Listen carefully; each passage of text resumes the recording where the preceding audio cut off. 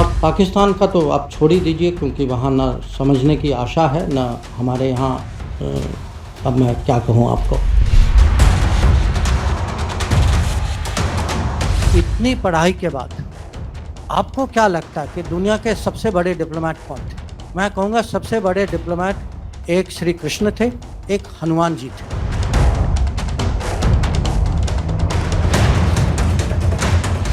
My phone rang, and this time it was the Prime Minister. And so his first question was, "Jage ho?" I said, "हाँ sir."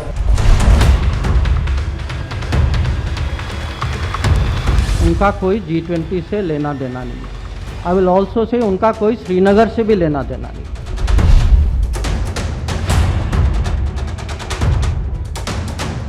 Europe has to grow out of the mindset that Europe's problems are the world's problems, but the world's problems are not Europe's problems.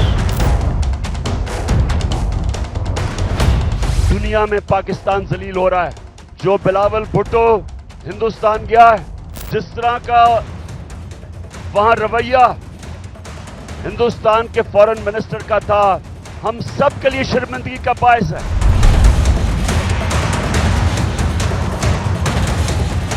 I'm not sure any Prime Minister other than Narendra Modi would have made me minister.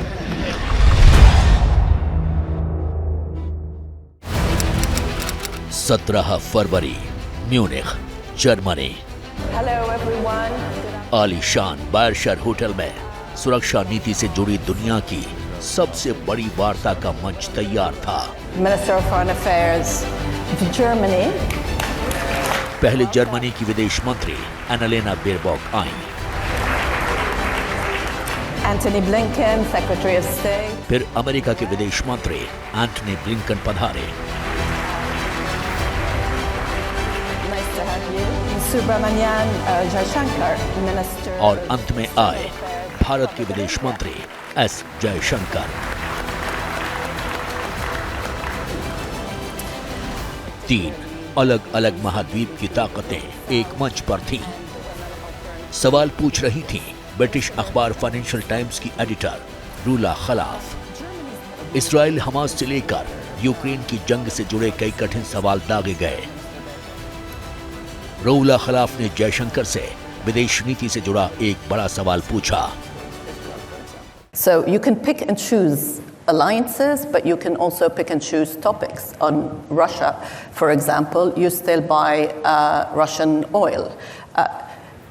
Is that okay with your counterpart from the US? Everything is your relationship is fine. You can do whatever you want whenever you want.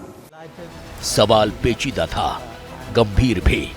Jaishankar ने मुस्कुराते हुए धैर्य से इस जटिल सवाल को सुना और फिर जो जवाब दिया वो इंटरनेशनल मीडिया की हेडलाइंस बन गया। Your question, do we have multiple options? Answer is yes. Is that a problem? Why should it be a problem? If I'm smart enough to have multiple options, you should be admiring me. You shouldn't be criticizing. We agree on some things, but Jaishankar का जवाब सुनकर Germany और America के विदेश मंत्री उनकी हाजिर जवाबी और ह्यूमर के कायल हो गए।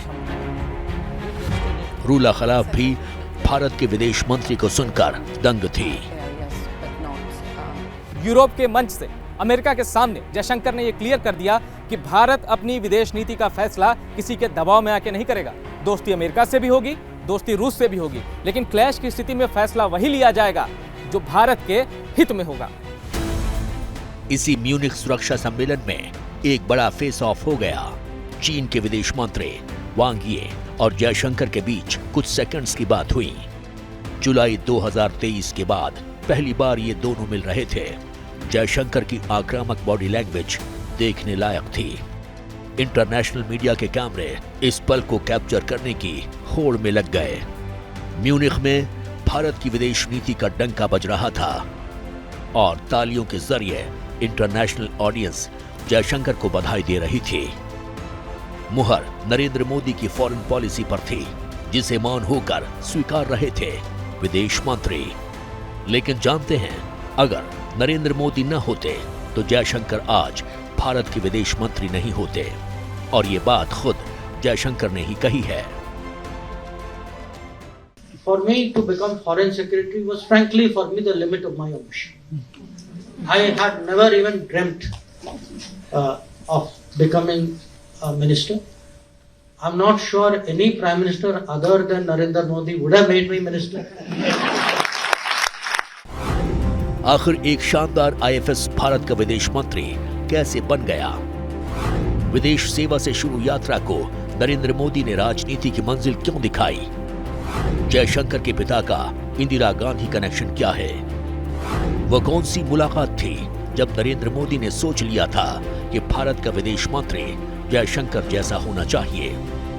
जयशंकर अपनी सफल विदेश नीति का श्रेय श्री कृष्ण और हनुमान को क्यों देते हैं? कुछ सालों पहले का एक वाकया मुझे याद है, जब डॉक्टर जयशंकर देश के विदेश सचिव हुआ करते थे और एक मल्टीलैटरल बैठक में हिस्सा लेने के लिए वो काठमांडू गए थे, जिसकी कवरेज पर मैं भी वहां मौजूद था। और उस बैठक के दौरान कुछ ऐसा आउटकम निकला कि हम सभी सरप्राइज रह गए। और उसके बाद शाम के वक्त एक इनफॉर्मल बातचीत के दौरान डॉक्टर जयशंकर हमारे साथ कॉफी पर बैठे, जिसमें जब मैंने उनसे हंस करके ये सवाल किया कि आखिर ये आप कर कैसे पाए, वो मेरी तरफ पलटे, मुस्कुराए और उन्होंने कहा, well I am a sharp negotiator, यानी मैं एक कुशल वार्ताकार हूं। स्मार्ट नेगोशिएटर तो जयशंकर ही हैं, लेकिन जिस दृढ़ता से वो भारत का पक्ष रखते हैं वो उनकी अपनी तराशी गई खूबी है। आज दुनिया जयशंकर को पढ़ती है, समझती है, सुनती है, लेकिन जयशंकर अपनी सफलता का श्रेय किसे देते हैं? सुनेंगे तो चौंक जाएंगे। मैं कहूँगा सबसे बड़े डिप्लोमेट एक श्री कृष्ण थे, एक हनुमान जी थे। कि अगर आप उनको कूटनीति के परिप्रेक्ष्य से देखें कि किस सिचुएशन में थे, उनको मिशन क्या दिया गया था, किस तरीके से उन्होंने हैंडल किया था, और हनुमान जी ने तो माने उसके साथ इतना इंटेलिजेंस भी और मिशन के आगे भी बढ़ गए थे। उन्होंने सीता को वो कांटेक्ट भी किया था, पूरी लंका की खबर ली, लंका को जला भी दिया उसके बाद। माने कैसे डिप्लोमेट, माने ऑल पर्पस मल्टीपर्पस डिप्लोमेट। एक बेमिसाल ब्यूरोक्रेट्स, एक बेखौफ शख्सियत और दुनिया भर का भ्रमण करने वाले जयशंकर अपने अतीत, अपनी जड़ों और अपनी संस्कृति से हमेशा जुड़े रहे। शायद यही वजह है कि भारत का पक्ष रखते हुए उनमें एक अलग सा आत्मविश्वास झलकता है। यही आत्मविश्वास जयशंकर को विजय शंकर बनाता है।